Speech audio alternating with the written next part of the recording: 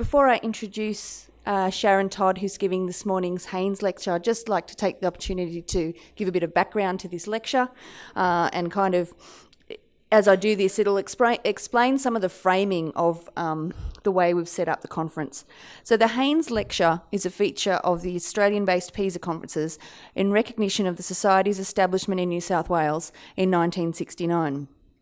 Bruce and Felicity Haynes have been foundational members of the Society since 1970 and have actively shaped the broadening engagement, internationalisation, spirit of inquiry and future goals of the Society.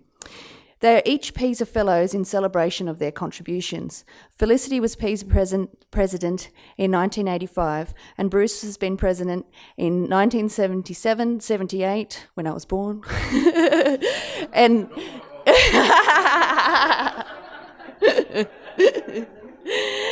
and 1986, as well as holding the office of Treasurer 2002 to 2008 and Secretary 1999 to 2006 positions.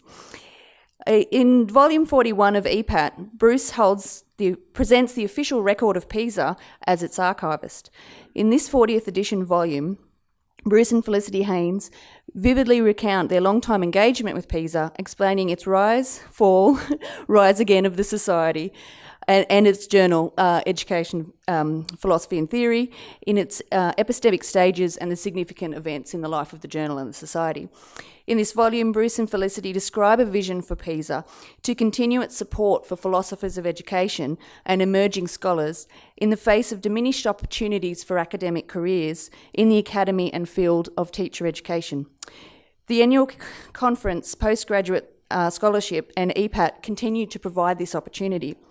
The threat to the discipline of philosophy is very clear at the moment, particularly here at the University of Newcastle, which recently announced that in our revamped Bachelor of Arts career-ready degree, we will no longer offer majors in philosophy or classics, which is effectively an elimination of 4 out of our 5 philosopher positions. So it doesn't seem right to have this wonderful philosophy event without bringing your attention to the fact that, philosophy as a discipline really is under threat.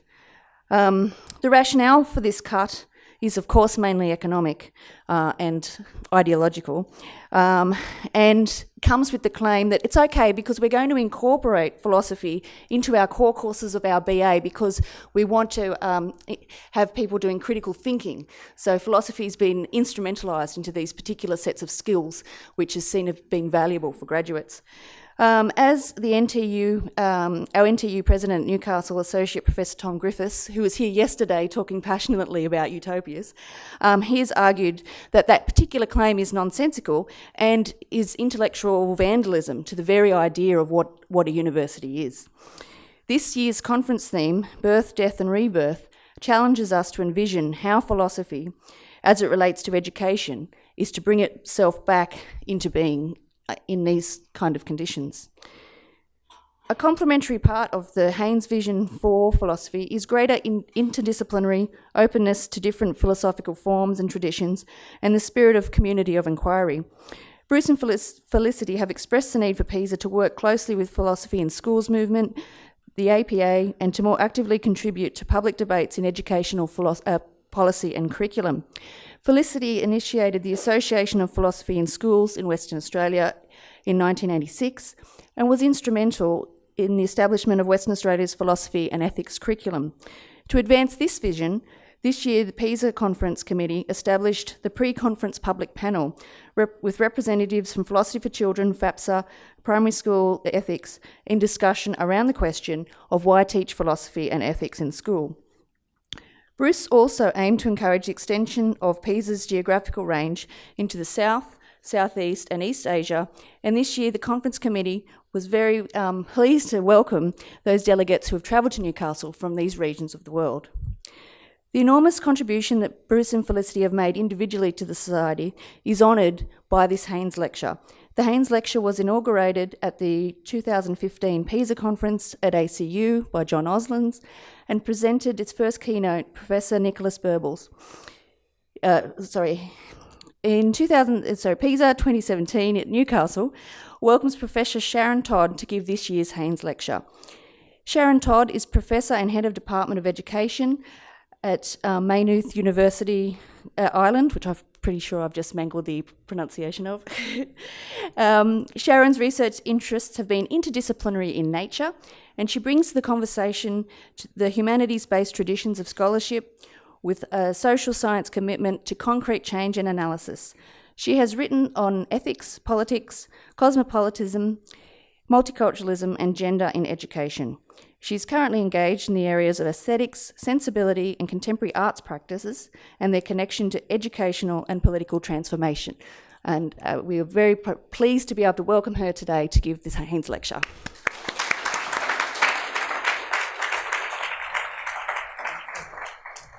Thank you very much, and it's a delight to be here. It's my first PESA conference, and I'm really impressed that you all came after dinner last night. So good morning to you all. I hope I keep you mildly entertained and awake as we go through this.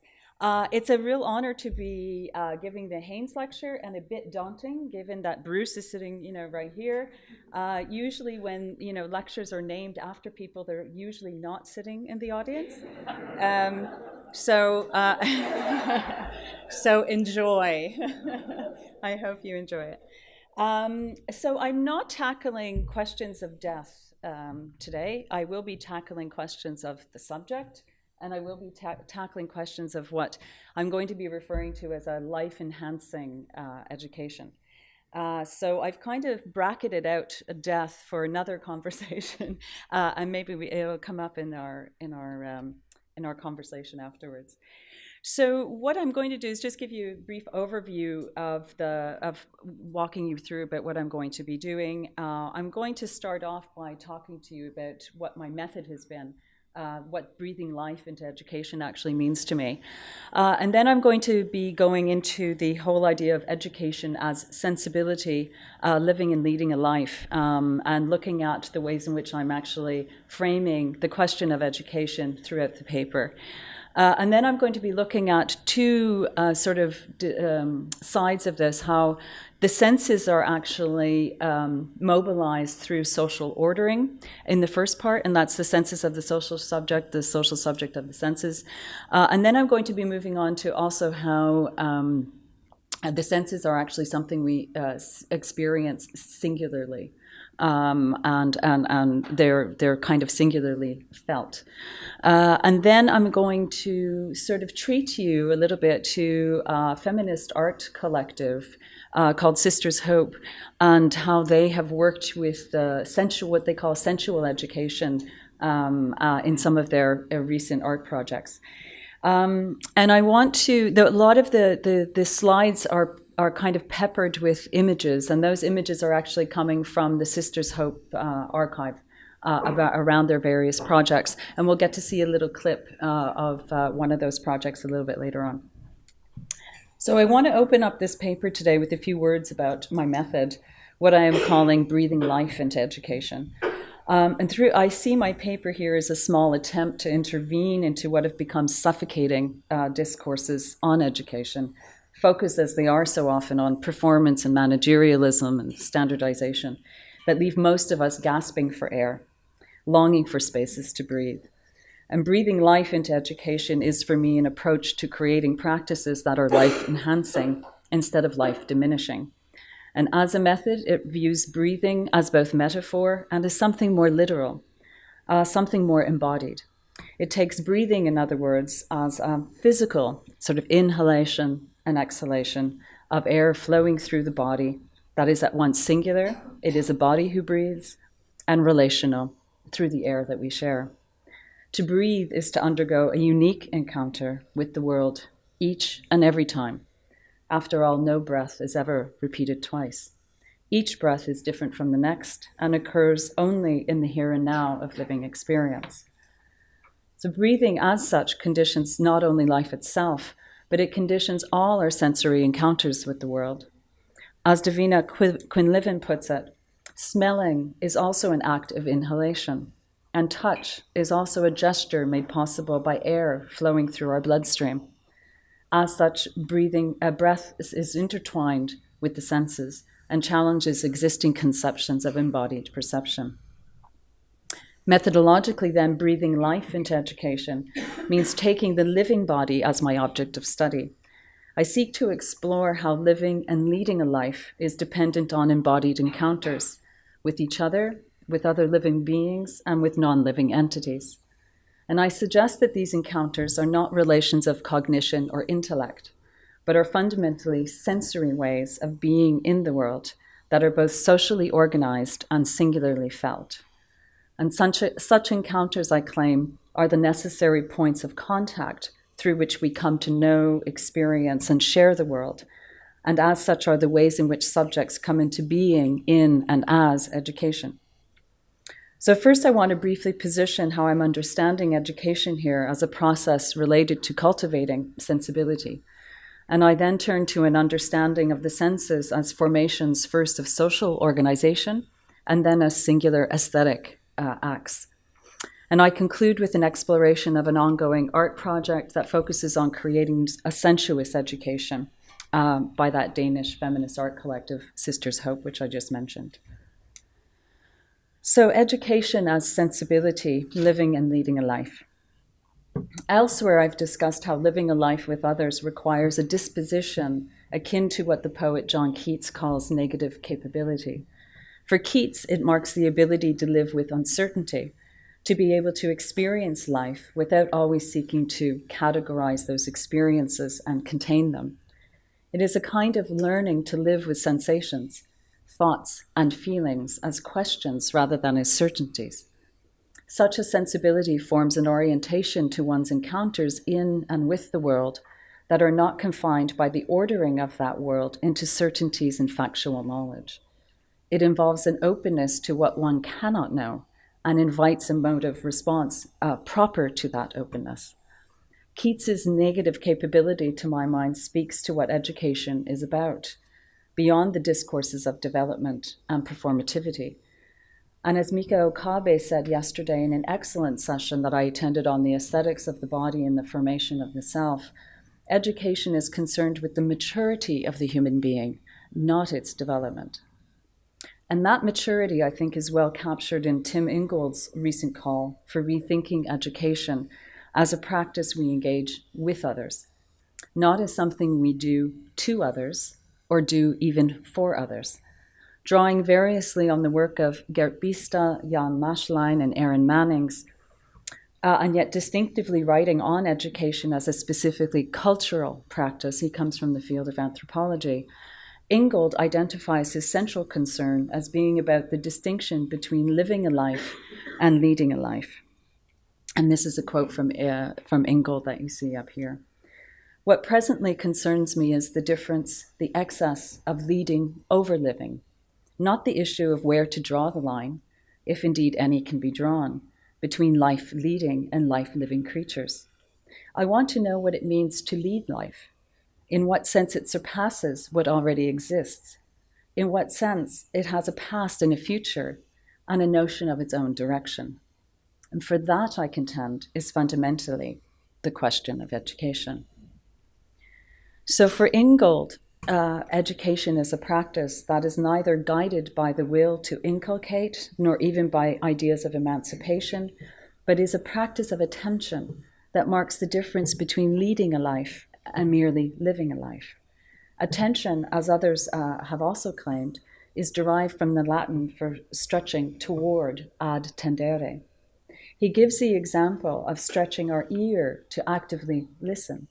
It's not just about focusing our attention, but being actively receptive to sensation, thought, and feelings. My own view is that education unfolds as a process of both attention and openness to uncertainty.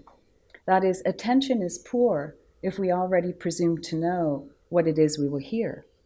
And openness is meaningless without direction towards something to which one is open.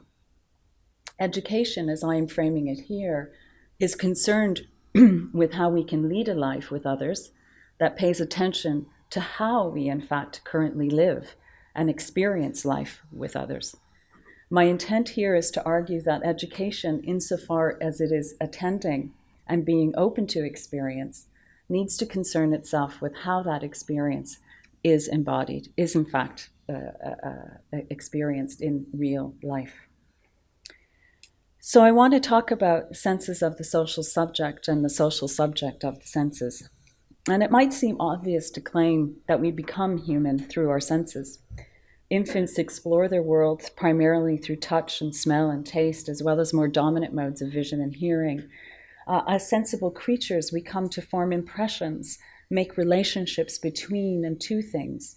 We become oriented to the world in particular ways, forming feelings and affects as we encounter our environment. Indeed, depriving humans of sensory contact, in fact, results in not only developmental challenges for children that can last a lifetime, but is used as a technique for torture for incarcerated adults who, as a result, lose all sense of identity and subjecthood. So sensory deprivation is actually torture to the human being. Thus, our subjectivity is predicated upon sensory encounters. Our perceptions, our feelings, our impressions constituting a reality, not in the sense that we create subjective worlds each to our own, but that it is through sensation that we come to inhabit a shared world with others. Such an understanding of the centrality of the sensuous body to the constitution of subjectivity goes against the grain of much traditional philosophy. As Judith Butler remarks, just as philosophy founders time and again on the question of the body, it tends to separate what is called thinking from what is called sensing, from desire, passion, sexuality, and relations of dependency. It is one of the great contributions of feminist philosophy to call those dichotomies into question, and so to ask as well whether in sensing, something called thinking is already at work, whether in acting we are also acted upon, and whether in coming into the zone of thinking and the zone of the thinking and speaking I, we are at once radically formed and also bringing something about. So what Butler brings to the fore here is the undecidability and indeed liminality of subjectivity. It is both passive and active, constituted and agential, sentient and thoughtful. Disrupting the dichotomies she has listed means having to investigate the ways in which bodily sensation is at once a reaching toward, in Ingold's sense, and a receiving of the world, an openness to uncertainty. In this way, sensory encounters with the world are sites of both impression and expression. One is not simply produced through discourse, as if one produces a thing or object. One also experiences norms and discursive arrangements as felt sensations. As Haynes and Klassen have argued, what makes sensations so forceful is that they are lived experiences, not intellectual abstractions. For them, such sensations are central to understanding how social orders are lived through the body. It is through our senses that we come to inhabit certain ways of being. We viscerally experience certain categories of inclusion and exclusion, for example. Beginning with the hierarchy of vision and hearing, Western societies are particularly adept at categorizing certain groups as less visible or indeed invisible. They can silence and mute certain populations. On one level, sensory images constitute the discursive field through which such differentiation takes place. And Haynes and Klassen write, the use of sensory symbols to characterize groups, perceived as potentially threatening to the social order is widespread. The first part of the process involves rendering a social group invisible by keeping it sequestered. We think of ghettos, we think of reservations. By restricting its opportunities, by limiting its representation, and by simply ignoring its presence. The absent group is then represented by simple and potent symbols, the beautiful but corrupt seductress, the coarse malodorous worker, the greasy, slippery foreigner, and so on. However, more importantly, sensory images are not only discursively used to ostracize and to denigrate, but they work with and on bodies in ways that actually become lived experience. That is, it is not simply a matter of naming, as though this weren't bad enough, but it is a matter of embodying those sensations, The worker actually does become smelly. The woman is an object to be touched. The immigrant is repugnant. Indeed, the social control of perceptibility, they write, who is seen, who is heard, whose pain is recognized, plays an essential role in establishing positions of power within society. Such control is exercised both officially and unofficially and determines not only who is perceived, but also how they are perceived, end quote. Thus, different cultures and societies make use of different sensory codes as political instruments. What might be identified in one set of cultural practices as a pleasant or neutral smell can be in another an unpleasant odor. How different societies create outsiders takes on a specific content and is not necessarily generalizable. In this way, our sensations are not entirely natural, but are part of a complex network of social and communicative strategies that politicize the senses. But as Butler suggested above, the senses, like the subject, are never entirely co-opted by the social. They are not only determined by discourse, but act upon it. Indeed, philosophers such as Jacques Rancière see the radical potential of art as an engagement with the senses to challenge the social order. As Rancière has pointed out, political change happens through what he calls a sensible or perceptual shock caused by that which resists signification. This means that we can experience something beyond what is given to us symbolically, that resists dominant sensory codes, that resists signification, that resists discursive regimes of inequality. Indeed, Rancière's framing of politics as a distribution of the sensible suggests that sensation has a role to play in transforming society. I call, he says, the distribution of the sensible the system of self-evident facts of sense perception that simultaneously discloses the existence of something in common and the limitations that define the respective parts and positions within it. So a distribution of the sensible, therefore, establishes at one and the same time something common that is shared, and then the exclusive parts. So our sensibilities are automatically kind of structured in such a way, and they're ordered in a particular way that already are about framing who is in and who is out. So this means that the way we understand in common, make sense of the social world we share, is always sensed in particular ways by particular bodies. The field of common sense and ordered social relations is intricately tied to our singular perceptions of the world. For Rancière, art works politically when it challenges the social order of common sense-making, redistributing the sensible in ways that make possible new modes of being in the world. But it can only do that for Rancière, not by appealing to the rationality of the subject, but by creating a sensible or perceptual shock, by, in other words, engaging the senses on a different register. And what is important here are two things: that power doesn't simply operate on the level of the will or intellect on the one hand, or at the level of language and discourse on the other. Hence, conventional forms of consciousness raising, such as we find in a lot of critical educational projects, critical pedagogy, feminist pedagogy, is not wholly adequate. The senses are part of the constitution of relations of power, which means that they can challenge and resist, and perhaps more frighteningly, they maintain and sustain those relations as well. And secondly, social orders, discursive practices, and norms can never wholly determine how we perceive something.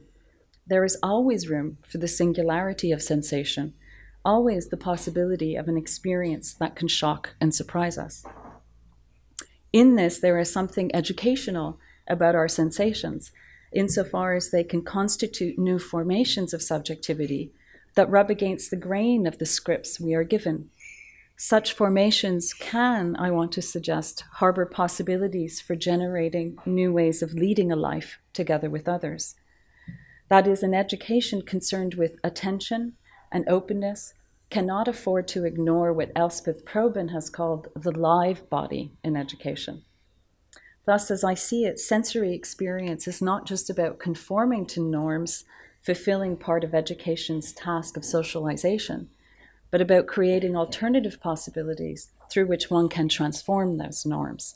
So I'm really trying to see here that, taking on this kind of social ordering, seeing the senses as something a little bit different than what we usually think of as our five senses as they are experienced singularly.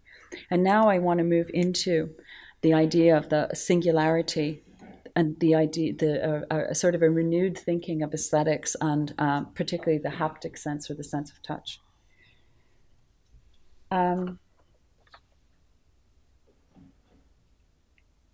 There's a quote here that I took from Jorge Luis Borges on the taste of the apple. And I really like this for the way it actually highlights what it is I'm trying to get at as kind of the sensory encounters with the world. It's these moments of contact. That it's not necessarily something that inheres in the object, but it's that moment of contact where the sensory possibilities kind of arise.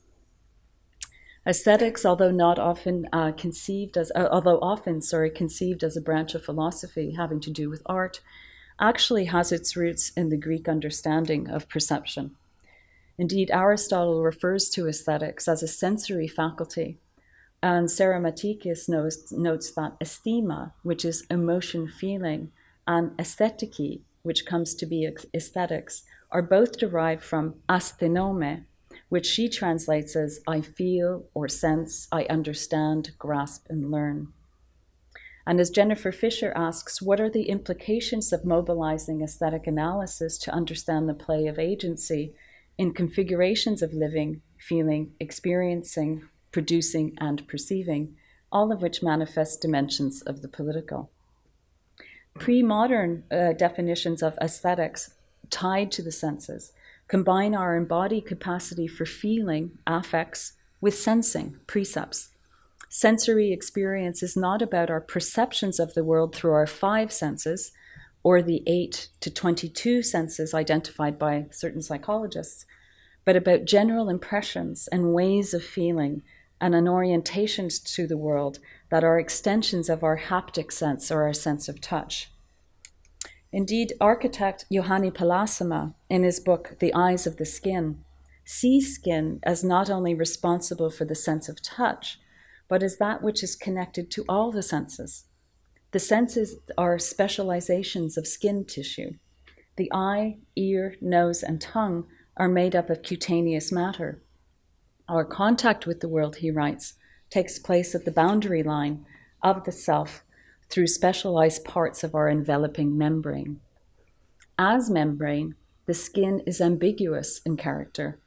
It is at once porous and provides a kind of physical limit of the body at the same time. Our sensory experiences of the world are variations of touch and feeling. Aesthetics thus becomes a study not into art per se, but into the conditions of sensibility that occasion the emergence of subjectivity in all its singularity through the senses.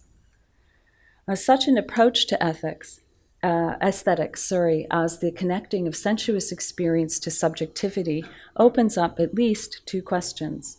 When does subjectivity take place, and where does it emerge? To respond to these questions, it is important to understand that our haptic sense includes not merely the touch involved upon the specialized membranes of the eyes, the ears, the nose, skin, tongue, as mentioned above, what is generally referred to as the exteroceptive, the usual five senses that we associate with sensory encounter. But also our bodily sense of movement, the kinesthetic, our position, the proprioceptive, and the balance, the vestibular, and what is known as these interoceptive sensations. And in fact, in certain cultures, and there's a lot written in anthropology around certain cultures actually not having any kind of understanding of five senses, but are actually much more synesthetic, much more in line with kind of coming to an understanding of how a lot of these senses actually merge together to create certain kinds of feelings and orientations to the world. So the time of subjectivity, given the complexity of our bodily sensations, is caught up in the time of sensuality that is both externally oriented and internally felt. There is a radical presence in the here and now of that sensual moment. A touch on the shoulder, a kiss on the lips, a whisper in the ear, a cool breeze on the cheek, a scent of a lily. Whilst these sensations connect to past associations and memories, and whilst they may trigger a longing or desire for continuation into the future, the event of contact is only ever in the present.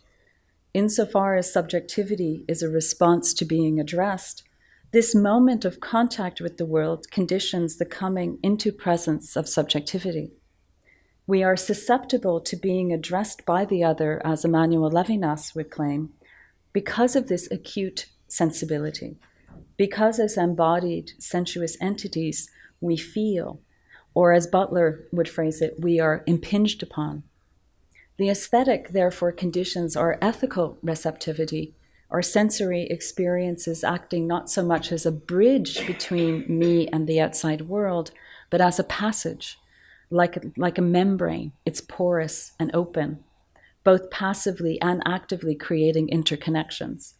It is both a reaching toward and an openness to the unknown.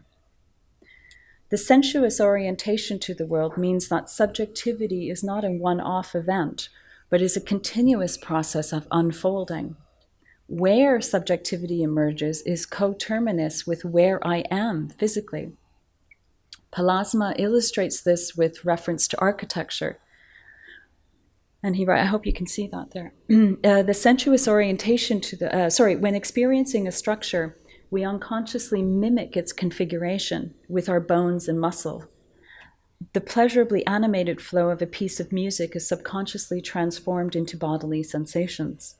The composition of an abstract painting is experienced as tensions in the muscular system, and the structures of a building are unconsciously imitated and comprehended through the skeletal system. Unknowingly, we perform the task of the column or the vault with our body. Thus, insofar as sensory experiences arise in the moment of contact, they are both of the body and also form the body. Intense feelings of stress experienced in contact with a particularly toxic work environment, for instance, can cause the lungs to contract, the shoulders to lift, the neck to tighten, the stomach to flutter. We become stress. We just don't manifest stress as a series of physical symptoms. Our bodies are relational formations in this sense, and they are constituted in the interplay of relations that are at once social and sensory. So what I want to suggest here is that singular sensory experience matters to our understanding of education. That is, while the previous section focused on the importance of seeing how the senses participate in maintaining or challenging social and political orders, they can also do so through feeling and living subjects who are unique. Such singular experiences can never entirely be captured by social norms, customs, and traditions, nor can the social be considered merely as an aggregate of the multiplicity of individual subjects. So what I'm suggesting is that subjectivity is one and the same time created through sensory codes and radically uncontainable by them. Thus, to my mind, if education is indeed about leading a life with others, a life that is both ethically responsive and politically just, then an aesthetic understanding of what pedagogical practices do, what kinds of sensual experience they can invite and create, becomes necessary. And so I'm going to be looking now for the next while at a feminist art collective in Denmark who create forms of sensual experimentation in and as education. And they are interested in what they call democratizing sensuousness and in creating a sensuous society, and work at the intersection, as you can see here, of performance art, activism, and education. They have developed a nomadic school entitled Sisters Academy, which stages authentic modes of encounter that challenge the sensory codes and that conventionally mark life in school as an institution. They're kind of trying to experiment with alternative formations of school and what kinds of relations those can lead to, or what they can be built upon. And within Sisters Academy, they have two main projects. One's called the boarding school, and the other is the takeover. And both have run in various venues. So I'm going to talk a little bit about the boarding school. I don't know if you can see that. That's actually the where you sleep if you're attending the school. And I actually attended in October. They had their latest manifestation of the boarding school. It's the second one that they've had in Copenhagen, in Defri, which is a contemporary art space in Copenhagen. And the boarding school is a large-scale, they write, immersive performance installation. So they don't really know what to call it. It's not your usual performance art. It's not usually installation. It's really a combination of everything. And the public can enroll as students here, and this is where they would stay. That was a previous picture I had, and that's how basically the interior was draped, often in these dark reds, dark purples, blues, and blacks. But they can also you can also take up residency as a visiting teacher or researcher or visiting artist, and I went as a visiting researcher. And you set up kind of little mini laboratories to explore sort of sensuous aspects of your practice.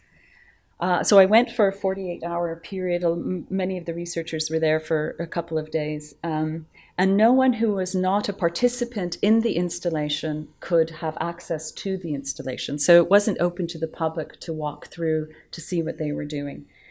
Any work that we produced, such as my field notes, I did some projects, some sort of art-based projects with some colleagues there.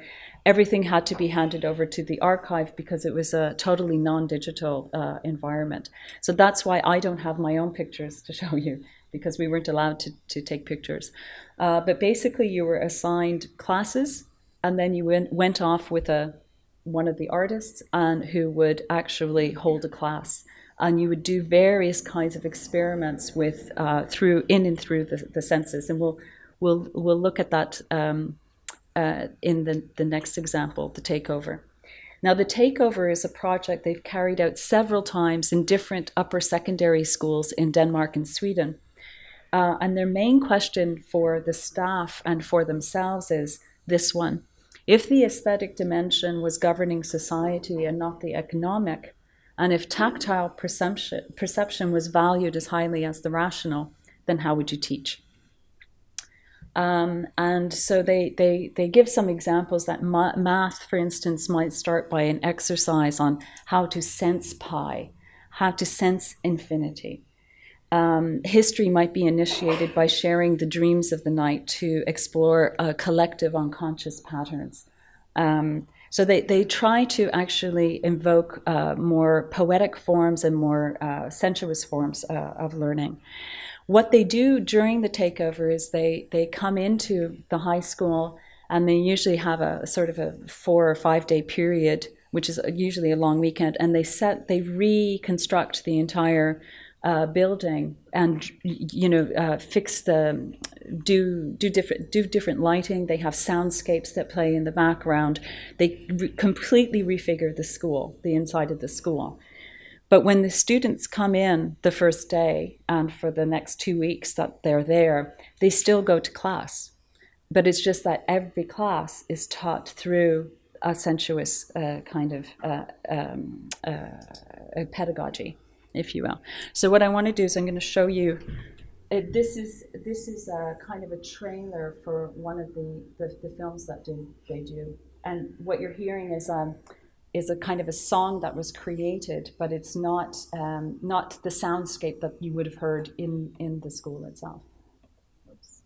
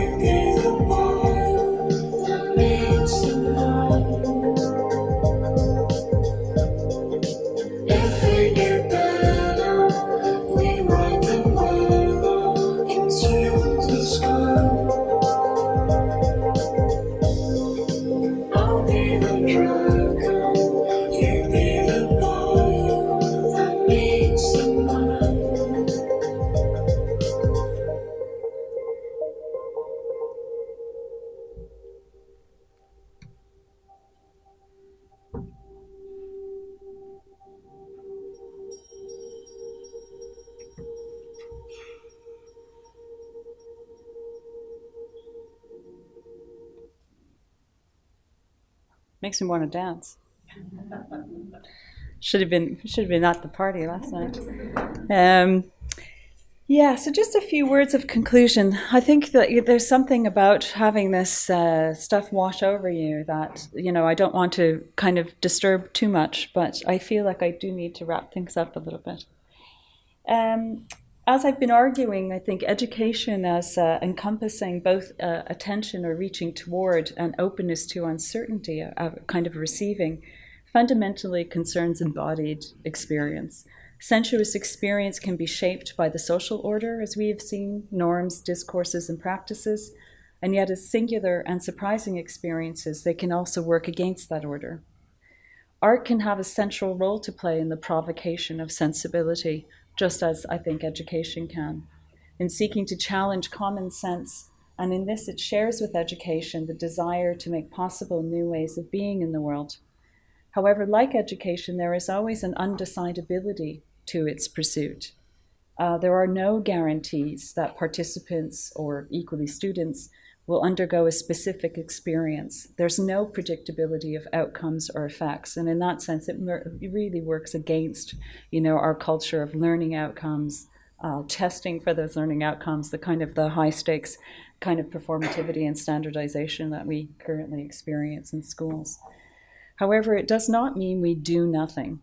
Creating possibilities for leading a life with others means moving beyond the scripts which define our identities in the social field to allow for the time and space for new subjectivities to take form.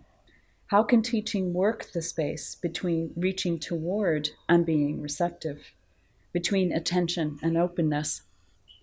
It would provide opportunities, I think, for experiencing life differently, for exposing students to new sensations, to new encounters.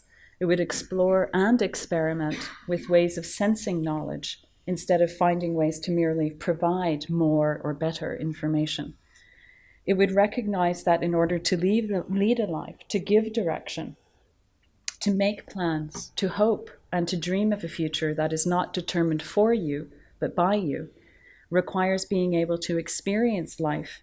That is, moments of experience that constitute our aesthetic presence in the world.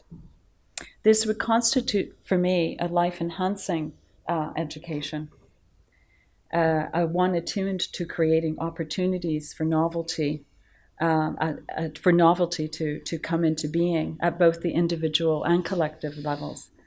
This would be at odds with the culture, as I said, of standardization as a repetition of the same for all, which currently chokes the life out of many forms of institutional education.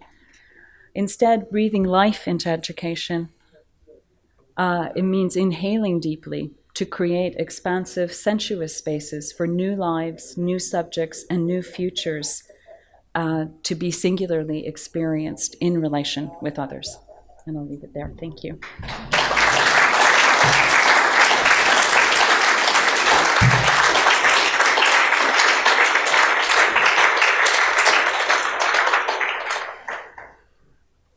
There's time for questions.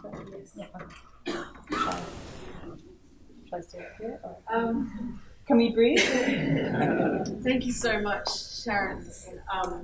On behalf of the PESA committee, we're going to take some questions, but I really would like to give you a gift and come down, and then at least when you're off the podium, questions. So thank you so much. It's just been such wonderful to hear you speak, and I'm sure everybody's got some questions, or at least one or two. We've got a few. Right. We've got a microphone going. Should we? Oh, Suzanne? Suzanne. I just want to ask something. In the takeover exercise, did the students participate of their own free will, or did they have to attend classes and then do the exercise? It's been decided with the parents, the teachers, and the students themselves that they would be open to having this art event come in. And so if they're a little bit in the full length video. There's actually a film made about this particular one, and they're talking about being quite nervous and excited at the same time. But they also know it's for 2 weeks. It's not going to be forever. So they're willing to. It's interesting how they talk about getting energy from school that they've never had before. This word energy got used quite a bit with the students afterwards, which I found quite interesting. Yeah. I'll let you choose who's up next. Okay. Kia ora. Thank you for that. I love being educated by the sensible. I was going to ask you what is maturity on this view, because you could have a whole lot of shocks to the system, but like you say, we need to keep this idea of maturity in mind as we're educating, teaching. So how do you conceive of that? I don't really yet. I'm working on it. This is very new for me. This is actually my first paper, not about art. I've done a lot of stuff around pedagogy and aesthetics, but this is the first time I've actually gotten into really trying to think through what sensory encounters have to offer. And I do think it has to do with some kind of understanding of, Garrett speaks of like grown-upness. But I was really struck. Is Mika here? No. Okay. So Mika yesterday spoke about it in terms of the maturity of the human being, and I kind of something resonated with me, but I don't have an answer to your question about exactly what that means. But I do think that it's beyond it's not developmental. It's about coming into yourself somehow and being able to make those kinds of plans about and decisions about leading a life. I'm really struck by sort of Ingold's take on it, and he does it in such a sort of a simple way, how he expresses the kind of the questions around leading a life that he has kind of come to in a career in anthropology, for instance. But I'll come back to you on that because I don't have an answer right now. I think it's got something to do with responsibility. Yeah, to me it would. To me, I would like to develop that kind of the link between the aesthetic aspects of the sensible subject and coming into sort of an ethical responsibility for a bit, because to me leading a life is not just leading a life for you, it's leading a life with others. So it's that piece that I need to develop and need to think more along the lines of maturity. But Mika just got me thinking along this line yesterday. Really, so thank you. Yeah, thanks. Wow, that was really rad. I was like blowing up through seriously. I've got like 1 billion questions written on my hand. I'll come and read them. It's that haptic thing. Yeah, it's very haptic. Yeah, and for me, it did make me blow up, and I did feel like a great sense of nostalgia, even listening to what we were talking about, things we were speaking up. And I'm wondering, and for me, connection to things that I've got a bit of a history with. And I was wondering how much these activities you're talking about might connect with things like fluxus, situationalism, especially the work of Joseph Beuys, his ideas of social sculpture and free university, energy plan for the Western man. Yeah. What I've done, I'm quite aware of Beuys's work, but what I've also been doing is some work around relational aesthetics, Nicolas Bourriaud's work, and looking at how I think Sisters Hope is actually trying to perform a relational aesthetics. And one of the characteristics of relational aesthetics is that what you're trying to do is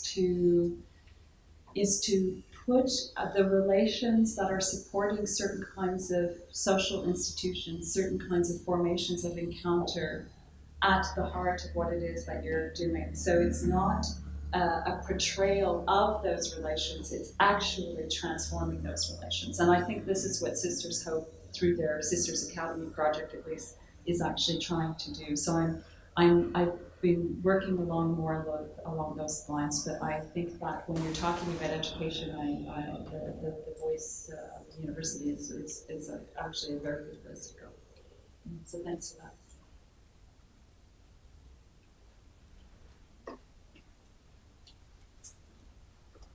Thanks very much. Thank you very much for that splendid paper, an area I know bugger all about. But I was struck by a couple of things. One, it seemed to me to get a little bit Jungian in that you were emphasising the emotive, the kind of sensual experience and perception as somehow embodying. I think it's a good thing you're talking about embodiment, by the way, because I think we've kind of forgotten it. But at the same time, having gone to talking about that and emphasising that, you seem to have left out the mind, because it seems to me mind and body have to go together. I think it's not just mind, which I think we tend to, I think we do have a tendency to emphasise, therefore rationality and so on, and we end up in all kinds of terrible places. But it seems to me it's mind and body. So I'm just wondering, when you talk about this description of the human being in that sort of sensuous kind of way, and I think it's an important way to think about it.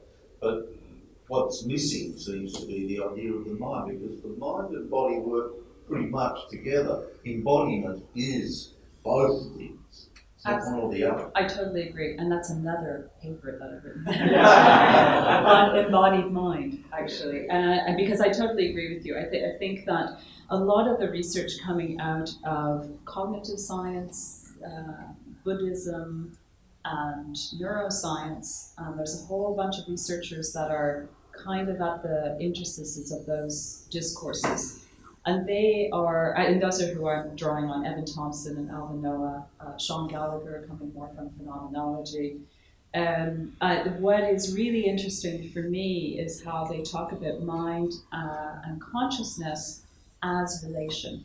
They do not talk about mind and consciousness as something that is in our brains or something that is entirely rational, but that the emergence of mind and consciousness is actually part and parcel. It goes hand in hand with the body, and it's very to me it's very, very interesting work, and you're absolutely right. So I didn't mention anything about the mind here, and but it is something that I think about, and I always have this pet theory that people write about things that they themselves have difficulty with.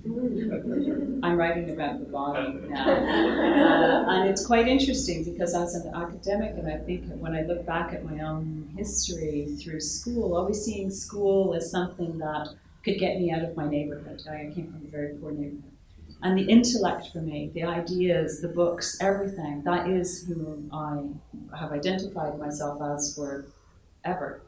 And and I when I talk to friends and colleagues about sitting at my desk for 6 hours writing and then realizing, oh, I have to go to the bathroom, like something is like not right.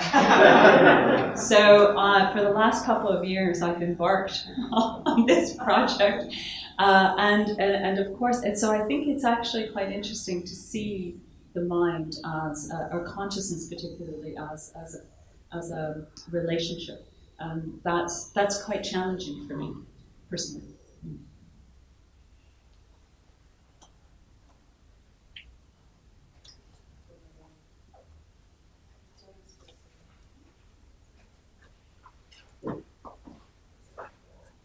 Thank you. I'm a medical doctor. Before I was a surgeon, and the neural network normally has two components: the perceptive component and the action component, and these are quite balanced in the brain.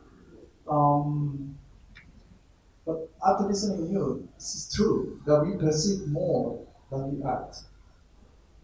In the sense that this morning I saw the beach because I'm staying near the beach. It's a huge ocean there, but I cannot act upon the ocean, but I perceive the ocean, and then I can also perceive the entire space in my mind, and then, but I cannot act upon the spaces out there. So you are totally right. This perception and sensory aspect of the human being leads to subjectivity. That's true.